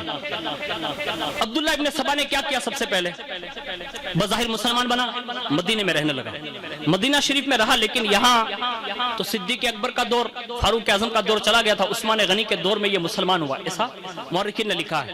لیکن جیسے یہ مسلمان ہوا نا تو مدینہ شریف میں اس کی دال گلتی نہیں تھی۔ آپ کہیں گے کیوں؟ اس لیے کہ اس وقت عثمان غنی کے دور میں علی شیر خدا موجود تھے، یعنی حیدر کرار کی وہ دمک تھی کہ اس یہودیت کا جو ہے پتہ چلا ہی نہیں، جب بھی وہ کوئی پتہ ڈالتا نا تو الٹا ہوتا۔ اس لیے اس نے سوچا مدینے میں میری دال گلنے والی نہیں ہے۔ اس نے کیا کیا؟ وہاں سے اس نے سفر کیا، بصرہ پہنچا، بصرہ میں بھی اس کا کام نہ ہوا، پھر وہاں سے کوفہ گیا، کوفہ میں بھی اس کا کام نہ ہوا، یہاں تک کہ اس نے سوچا کہ اب یہاں تو میرا کام نہیں بنے گا، جہاں لوگ عیسیٰ علیہ السلام کو زیادہ یہودی ماننے والے اگر یہ عیسائی یا یہودی جہاں بھی رہتے ہو تو وہاں میری دال گل سکتی ہے۔ اس نے کوفہ اور بصرہ کو بھی چھوڑا، مدینہ کو بھی چھوڑا اور سیدھا مصر چلا گیا، اور مصر جاتے ہی اس نے سب سے پہلے اپنا ماحول بنایا، اور جب لوگ تھوڑے بہت اکٹھا ہو گئے نا، حالات بھی ایسے ہی ہے، ابھی جو بن رہے ہیں نا وہ بھی ایسے ہی حالات ہیں، لیکن یاد رکھ لیں ہمیں پھر اپنا قائد ایسا بنانا، یہ انتخاب کرنا ہوگا کہ وہ اپنے اسلاف کی زندگی اور ان کے طرز عمل پر چلتا ہو۔ آج بھی الحمدللہ اونا کے اندر، اونا تو میں کہہ رہا ہوں بلکہ ہندوستان میں خاص کر کے گجرات، سوراشٹر، مہاراشٹر، یہاں تک کہ اتر پردیش تک، ہندوستان کے سینکڑوں علاقے اور بیرون ملک میں افریقہ جیسی سرزمین پر بھی اونا کے حوالے سے اگر آج بھی کوئی شخصیت معتبر مانی جاتی ہے تو الحمدللہ آج بھی ہمارا قائد اعظم جسے ہم حضور محسن ملت کہتے ہیں، آج سب لوگ ان کی ذات پر بھروسہ کرتے ہوئے نظر آتے ہیں۔ کیوں؟ اس لیے کہ انہوں نے کام کر کے دکھایا ہے۔ یہ بچیوں کی مدرسہ جو آپ محمد اور آپ دیکھ رہے ہیں نا، 200 سے زیادہ بچیاں جو دین کی تعلیم حاصل کر رہی ہے، 15 سے زیادہ عالمہ فارغ ہوئی، اور آج جو کورٹ ایریا کے اندر الحمدللہ بچیاں جو برقعے کے ساتھ نکلتی ہے نا، یہ کسی اور کی دین نہیں ہے، یہ حضور شفیق ملت کے شہزادے کے بنائے ہوئے اسی مدرسے کی دین ہے۔ اسی کے ساتھ گلستہ دونوں دیکھ لیں، دارالعلوم شمس تبریز دیکھ لیں، اور ان کے منصوبے اور یہ مستقبل کے پلاننگ اور بھی الحمدللہ وسیع سے وسیع تر ہے۔ لیکن ہمیں اور آپ کو چاہیے اونا نہیں، پورے گجرات اور سوراشٹر میں ببانگے دوحل، جہاں ہم نے بڑے بڑے مشائخ، بڑے بڑے علماء اور بڑے بڑے بزرگوں کی زبانی سنا ہے کہ جہاں ہمیں غیر حاضر پاؤ تو ہماری ضرورت نہیں ہوگی، اگر تمہارا قائد محسن ملت وہاں پہنچ جائیں تو تمہارے سارے مسائل کے لیے محسن ملت کافی ہوگا۔ میں نے خود اپنے مشائخین سے سنا ہے، آج الحمدللہ وہ دین کی ہمدردی لے کر ہر موڑ پر، ہر محض پر، ہر موقع پر وہ کھڑے ہوتے ہیں۔ لیکن سنیں، جب ماحول لوگ بنانا چاہتے ہیں نا اور کچھ افتراق ڈالنے چاہتے ہیں تو پلاننگ لوگ بناتے ہیں، اور پلاننگ میں کیا کرتے ہیں، یہ یہودی کی سازش میں آپ کو بتا رہا ہوں۔ اس نے سب سے پہلے مصریوں سے کہا کہ میں آپ سے ایک سوال کرتا ہوں، کہا کیا؟ کہ آپ یہ بتائیں عیسیٰ علیہ السلام افضل ہے یا محمد رسول اللہ صلی اللہ علیہ وسلم؟ کیسا سوال ہے؟ یعنی ڈائریکٹ دونوں پیغمبروں کو لیا، یعنی نشانے پر نبوت کو ہی لیا، کہا عیسیٰ علیہ السلام افضل ہے یا محمد رسول اللہ؟ اب وہ لوگ جو ہے مصر ہے، علم کا ایک زمانہ آج بھی ہے ان کا، لیکن اس میں لوگ وہ خلش میں مبتلا ہو گئے۔ کہا آپ یہ سوال کیوں کر رہے ہیں؟ کہا آپ بتائے تو صحیح۔ تو اب ظاہر سی بات ہے، علم والے لوگ تھے، انہوں نے برجستہ کہا کہ آپ یہ کیسی باتیں کرتے ہیں؟ سب کو معلوم ہے حضور سے افضل کوئی نہیں ہو سکتا، عیسیٰ علیہ السلام سے بھی افضل رسول اللہ ہے۔ جب سب کا یہ جواب سنا نا تو اس نے پھر وہ اپنا جو تیر تھا نا وہ نکالا، اور وہ تیر نکال کر اس نے یہ تیر مارا۔ اس نے کہا مجھے بتاؤ عیسیٰ علیہ السلام کہاں ہے؟ کہا آسمان پر۔ کہا حضور؟ اس نے دیکھو کیسا الجھایا۔ کہا حضور؟ کہا گنبد خضرا میں زمین پر۔ کہا مجھے بتاؤ، وہ کہتا ہے مجھے بتاؤ افضل ہوتا ہے وہ نیچے ہوتا ہے کہ اوپر ہوتا ہے؟ یعنی کیسی سوچ دی اس نے۔ اب لوگ شبہ میں پڑ گئے۔ اس نے کہا بتانا کیا چاہتے ہیں؟ کہا سنو عیسیٰ اس وقت اوپر ہے نا؟ کہا ہاں۔ کہا حضور آرام فرمائے زمین میں؟ کہا ہاں۔ کہا اب حضور کو زمین کے اندر رہتے ہوئے پھر بھی زمین پر آنے کی اجازت نہیں ہے۔ کس نے کہا؟ یہ یہودی نے۔ لیکن عیسیٰ اوپر ہونے کے باوجود بھی دوبارہ نازل ہوں گے۔ اب مجھے بتاؤ جو دوبارہ آئے گا وہ افضل ہوتا ہے یا ایک بار آ کر چلا جائے وہ افضل ہوتا ہے؟ اب لوگوں کے دلوں میں ایک مطلب طوفان اور آندھی آ گئی۔ آج بھی لوگ ایسا ہی سوچ بتاتے ہیں، ابو بکر افضل ہے یا مولا علی؟ سمجھ رہے ہیں میری بات؟ غور سے سننا، کبھی بھی ادھر سے ادھر ہونے کی کوشش نہ کرنا، اس لیے کہ صحابہ اور اہل بیت اسلام کی دونوں آنکھیں ہیں، دونوں ستون ہیں۔ اگر کسی پر بھی حرف آئے گا تو اسی وقت اسلام کی بنیاد ایسے ہی گر جائے گی جیسے ایک پنڈال کا ایک پایا گرنے سے وہ پنڈال گر جاتا ہے۔ کبھی بھی کسی کے شکنجے میں نہ آنا۔ سنو یہ یہودی کی دوسری سازش۔ اس وقت کچھ لوگ تو اس سے کہہ بیٹھے، کہا یہ تیری بات ہم سمجھنے کے قابل نہیں ہے، یہ بات بند کر دے۔ اس نے بند کر دی، لیکن کچھ لوگ اس کے اندر اثر کارک ہو گئے، بات سن لی نا، اس کے اندر آ گئے۔ اب اس کے ساتھ چلتے چلتے ایک بڑا مطلب میدان تیار ہو گیا۔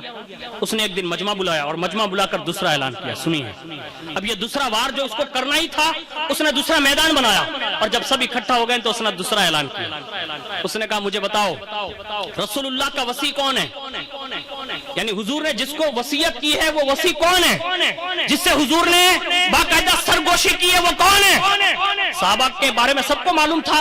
کہا شیر خدا علی المرتضی کرم اللہ تعالی وجہ الکریم وصی رسول ہے۔ کہا جو رسول اللہ کا وصی ہوتا ہے وہ خلافت کا حقدار ہوتا ہے یا نہیں؟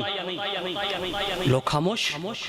اس کی خاموشی توڑتے ہوئے، لوگوں کی خاموشی توڑتے ہوئے اس نے دوسرا جملہ کہا، کہا سنو اب خاموش رہنے کا وقت نہیں، عثمان بن عفان نے علی المرتضی سے خلافت چھینی ہے معاذ اللہ۔ اس نے یہ کہا انہوں نے خلافت چھینی ہے، اب ہمیں یہ چاہیے کہ ہم عثمان غنی کو ہٹائیں اور خلافت کے منصب پر علی المرتضیٰ کو بٹھائیں۔ مجھے بتاؤ یہ صحابہ کے درمیان سب سے پہلا فتنہ ڈالنے والا کون تھا؟ یہودی تھا، اور اس عبداللہ ابن سبا کی یہ سازش کارگر ہوئی، لوگ اس کے طرفدار ہوئے، اور جیسے طرفدار ہوئے تو اس نے منصوبے بنائے، کہا اس کو ہم ہٹائیں گے کیسے؟ کہا ایک کام کرو، کہا کیا؟ کہا ان کے حاکم کی شکایتیں لکھو۔ سب نے حاکم کی شکایتیں لکھی، حضرت عثمان غنی کے پاس خطوط پہنچنا شروع ہو گئے، یہاں تک کہ اتنے خطوط جمع ہوئے، یعنی بصرہ، کوفہ، مصر، اطراف و اکناف میں جہاں کہیں بھی یہ خلافت کی طرف سے حاکم تھے سب پہنچ گئے، اور جب چاروں طرف سے خطوط آئے نا تو حضرت عثمان غنی نے قاصد کو لکھ کر بھیجا، کہا جہاں جہاں سے بھی خط آئے ہیں سب کو جواب دو۔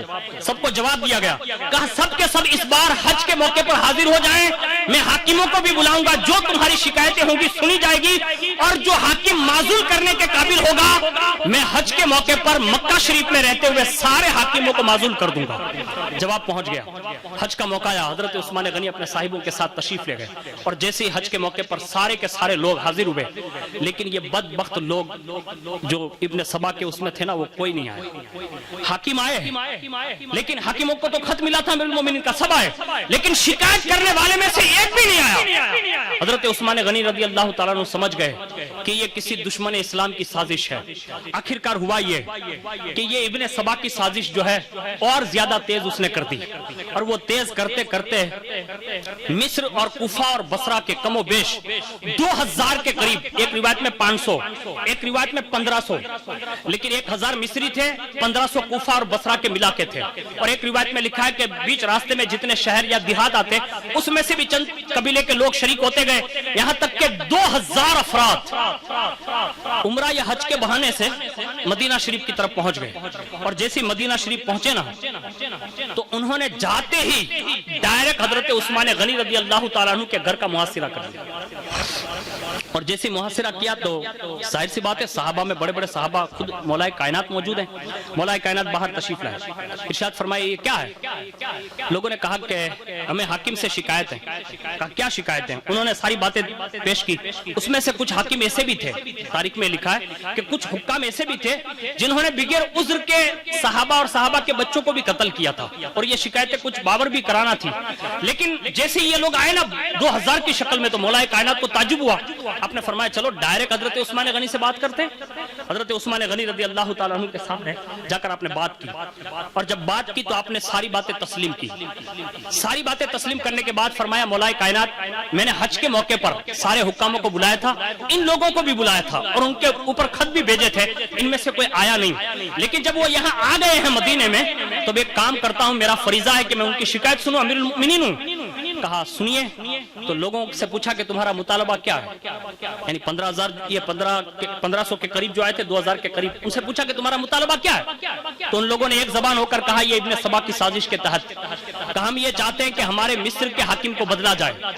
کہا ٹھیک ہے میں تمہارے مصر کے حاکم کو بدل دوں گا، لیکن تم بتاؤ کہ تمہیں حاکم کس کو بنانا ہے، جو تم کہو گے میں اسے حاکم بنا دیتا ہوں۔ اب اس نے نام بھی دیا تھا نا، تو کتنا مطلب وہ پیچیدگی کے ساتھ اس نے مسئلہ کھڑا کرنا تھا، تو اس نے کہا کہ تم وہاں پوچھے نا کہ کن کو کھڑا کرنا ہے تمہارا حاکم، تو کہنا ابو بکر کا بیٹا محمد ابن ابو بکر۔ یہ محمد بن ابو بکر حضرت اسماء بنت امیس کے بیٹے ہیں، صدیق اکبر کے بیٹے ہیں، لیکن پالا انہیں مولا کائنات نے، یعنی پروان وہ وہیں چڑھے ہیں، تو کہا کہ محمد بن ابو بکر کو بنا دو۔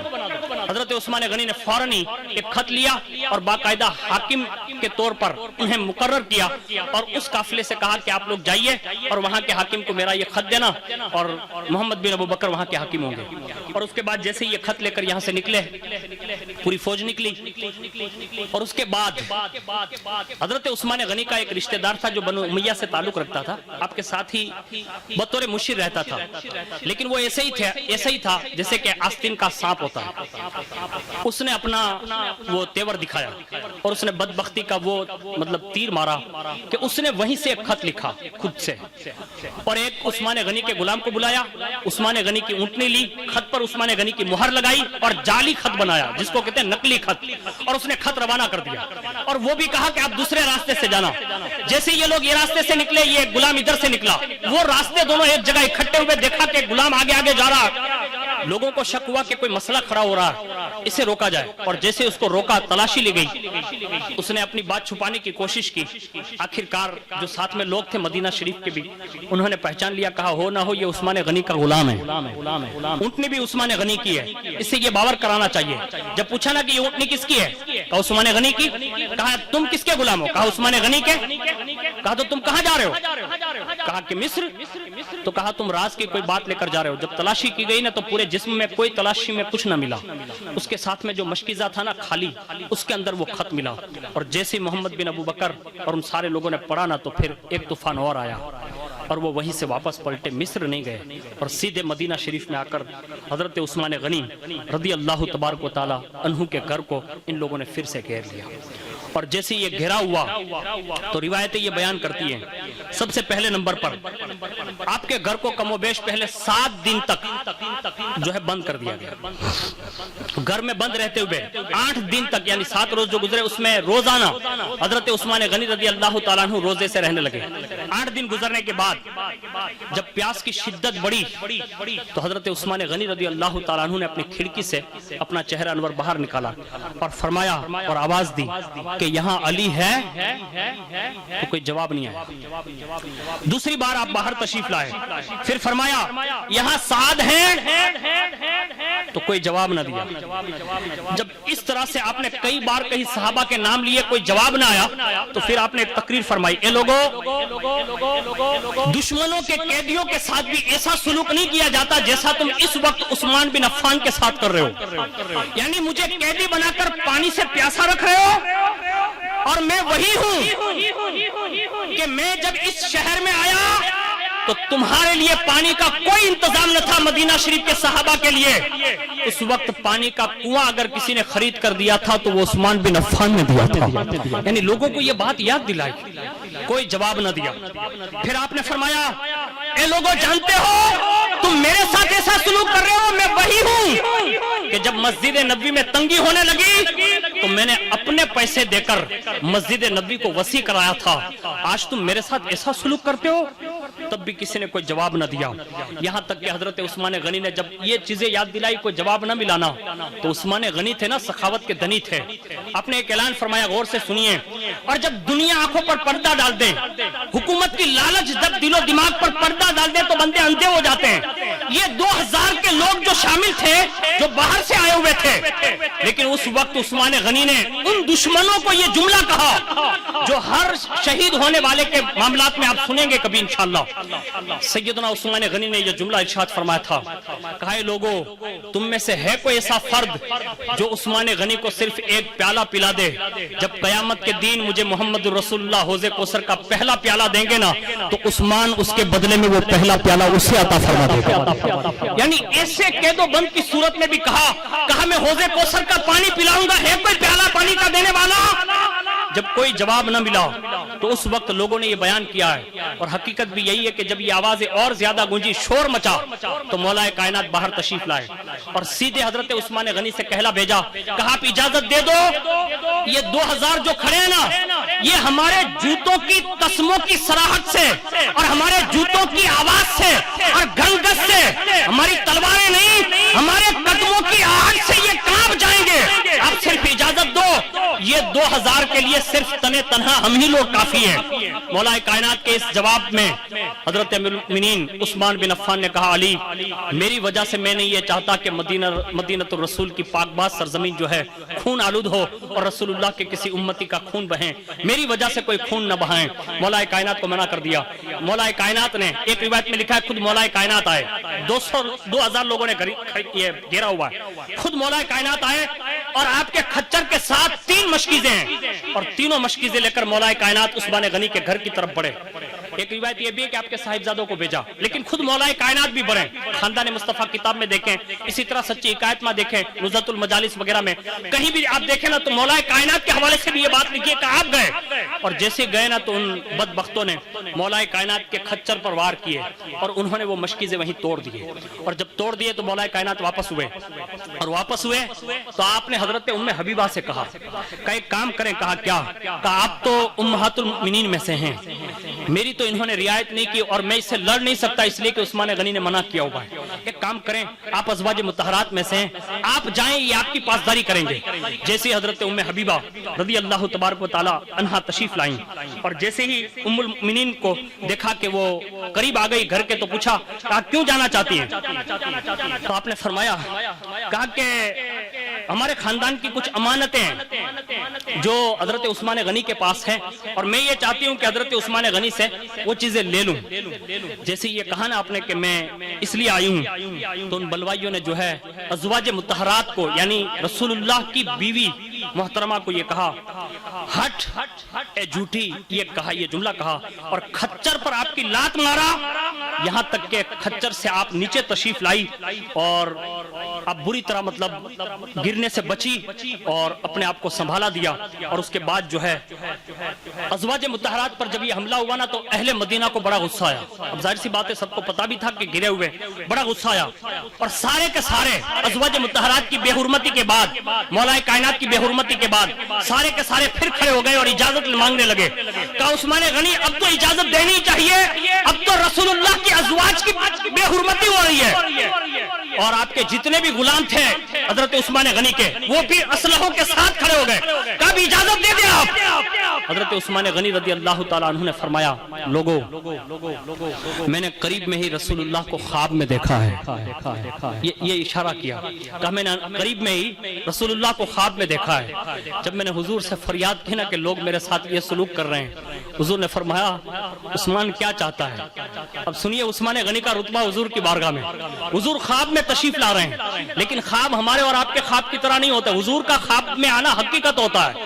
حضور نے فرمایا عثمان چاہتا کیا ہے, کیا تو یہ چاہتا ہے کہ میں یہ 2000 کے مقابلے میں تیری مدد کروں؟ حضرت عثمان غنی کہتے ہیں اس وقت حضور نے یہ کہا کہ میں تیری مدد کروں اور میں نے یہ بھی دیکھا کہ حضرت ابوبکر بھی ساتھ ہیں, حضرت عمر بن خطاب بھی ساتھ ہیں. انہوں نے بھی کہا عثمان اگر آپ چاہیں تو ہم دونوں تمہاری مدد کر دیں. جب حضرت عثمان غنی نے یہ سنا تو کہا حضور نہیں. تو حضور نے فرمایا کہا عثمان اب انتظار کرو, ان قریب وہ دین آنے والا ہے. کہا کیا؟ کہا اب ایک روزہ وہ بھی ہوگا کہ رکھو گے تو دنیا میں افطار ہمارے ساتھ روزے کو سر پہ فرمائیں گے. حضور نے یہ بشارت دی ہے. اے میرے یارو جھگڑا نہ کرنا, چند روز کی بات ہے, چند روز کے بعد جو ہے دنیا سے ایسے بھی جانا ہے. ایسی نصیحت فرمائی, اللہ اکبر, لوگ واپس ہو گئے.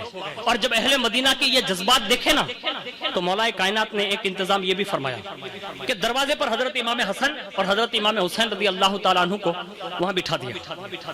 اور جب وہ شور مچاتے یعنی یہ 2000 آدمی جب ہلہ بولنا چاہتے نا تو یہ شہزادے کھڑے تھے بنو ہاشم کے خاندان کے, اب کسی کی ہمت نہ ہوتی تھی. کیوں؟ اس لیے کہ یہ چند قبیلے کے جوان جو دروازے پر بیٹھے ہوتے وہ جو ہے ہلہ مچا دیتے تو ہو سکتا ہے دوسرے قبیلے آ کر ان کو ڈستو نابود کر دیتے.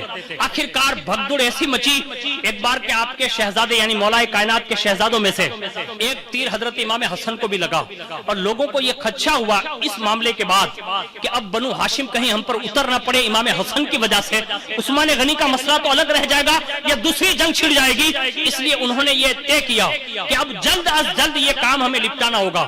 اور یہ محاصرے کو کم و بیش ہفتہ بھر کے بعد جو دن بیتے, ایک مورخ نے لکھا ہے کہ 50 دن کے قریب بیت گئے تھے اور زیادہ مشہور یہ ہے کہ 40 دن بیت گئے تھے. لیکن اس 40 دن کے اندر نہ کسی نے اندر پانی جانے دیا, نہ کسی نے اناج کا دانے جانے دیا. حضرت عثمان غنی کی بیوی کہتی ہے کہ اس وقت 40 روز تک میں نے حضرت عثمان غنی کو ہمیشہ روزہ رکھتے دیکھا, یعنی رات بھر وہ قرآن کی تلاوت کرتے اور دن میں روزہ رکھتے, عبادت اور ریاضت کرتے. جب ان کا شہادت کا وقت بالکل قریب آیا اور ان مصریوں نے, ان بلوائیوں نے جب چاروں طرف سے یہ طے کر لیا کہ اب کسی طرح سے بھی عثمان غنی کا کام تمام کر دیں, تو انہوں نے دروازے پر دیکھا کہ یہ شہزادے جلوہ فگن ہے, اب وہاں سے تو داخل ہوا نہیں جا سکتا. انہوں نے پچھلے حصے سے چھپڑ جو تھا اس کو توڑا اور اس میں سے 2 بندے یا 3 تقریباً داخل ہوئے. اس میں سے پہلے بندے کا یہ نام لکھا ہے کہ سودان بن حمران, یہ پہلا بندہ داخل ہوا. لیکن اس کے داخل ہونے سے پہلے حضرت عثمان غنی کی ایک تقریر لکھی ہے جو مورخین نے بڑے تیز الفاظ میں لکھی ہے. حضرت عثمان غنی رضی اللہ تعالیٰ عنہ فرماتے ہیں کہ جب ان لوگوں نے یہ منصوبہ بنا لیا اور 50 دن کے قریب بیت گئے اور کوئی پانی اور دانہ اندر نہ آنے دیا. اب پھر واپس کھڑکی پر آئے اور اپنا منہ باہر نکل کر فرمایا لوگوں تمہیں معلوم ہے کہ میرے بارے میں خود رسول اللہ نے مجھ سے کہا ہے کہ عثمان پہلے کی قوموں نے جب نبیوں کو قتل کیا تو اللہ نے وہ قوموں کو نیست و نابود کر دیا ہے, اور میری امت میں کچھ لوگ ایسے ہوں گے عثمان جب وہ تجھے قتل کریں گے تو تیرے مظلومیت کی بنیاد پر تیرے شہید ہونے کے بعد ان میں سے 80,000 لوگ مارے جائیں گے. یعنی مظلوم کی شہادت جو ہے اس کے بعد یہ انتقام اس سے لیا جائے گا کہ 80,000 کے قریب لوگ مارے جائیں گے. اور حضرت عثمان غنی نے یہ واقعہ سنایا, کہا اگر تم نے مجھے قتل کیا تو اب سن لو. حضرت عثمان غنی نے یہ بیان کیا, کہا میرے بعد تم میں سے 80,000 لوگ مارے جائیں گے. اور پھر فرمایا خبردار عثمان بن عفان کا قتل نہ کرنا, اس لیے کہ انبیاء کے بعد لوگوں کی قومیں مٹ گئی, میرے بعد تمہارے اندر سے 80,000 لوگ مٹا دیے جائیں گے. اور دوسرا جملہ کہا جو تاریخ نے سنہرے الفاظ میں لکھا ہے. حضرت عثمان غنی کا رتبہ بھی یہاں سمجھ میں آتا اور ان کی شہادت کی قدر بھی. ارشاد فرمایا سن لو, جب تک عثمان یہاں اس وقت موجود ہے بقید حیات, مدینے کی ہر گلی کو دیکھ لو, مدینے کی ہر گلی میں اللہ کا فرشتہ حفاظت کے لیے بیٹھا ہوا ہے. اور فرماتے ہیں جیسے تم نے مجھے قتل کر دیا, عثمان کے قتل کے بعد یہ فرشتے واپس آسمان کی طرف رجوع کر لیں گے, یعنی یہ واپس ہو جائیں گے. آپ اندازہ فرمائیں انہیں اس انداز میں ڈرایا لیکن انہوں نے مانا نہیں.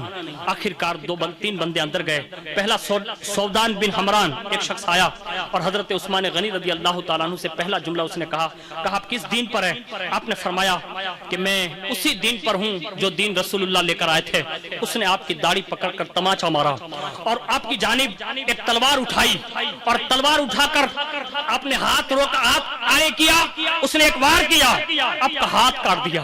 اور جیسے آپ کا ہاتھ کٹانا, حضرت عثمان غنی فرماتے ہیں وہ بدبخت, یہ وہی ہاتھ ہے جس ہاتھ کو رسول اللہ نے اپنا ہاتھ کہا. اور اس وقت آپ قرآن کی تلاوت کر رہے تھے, اس ہاتھ سے جو خون بہا, روایت میں لکھا ہے کہ اس زخم کے آتے ہی یہ ہاتھ کے جیسے ہی آپ نے ہاتھ الگ کیا اور اس ہاتھ کے بارے میں فرمایا اس ہاتھ کو محفوظ رکھنا اور اچھی جگہ دفن کرنا, اس لیے کہ یہ وہ ہاتھ ہے جیتے جی میں نے کبھی نجاست کی جگہوں تک اسے لے جانے نہیں دیا.